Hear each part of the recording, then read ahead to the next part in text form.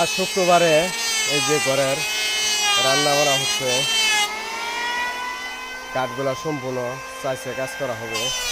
এই যে কাঠগুলা দেখেন সম্পূর্ণ এই যে রান্না করা কাজ করা হচ্ছে,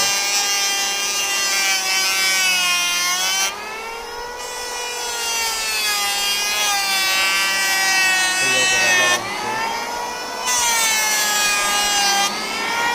এই রান্নার ফিনিশিংটা দেখেন, একবারে সুন্দর ফিনিশিং।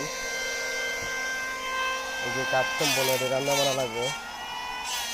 কাজটি হয়েছে ওই পাশে যে বিল্ডিং ঘরের কাজ, সম্পূর্ণ কাজ করে যাচ্ছে রান্না বান্না।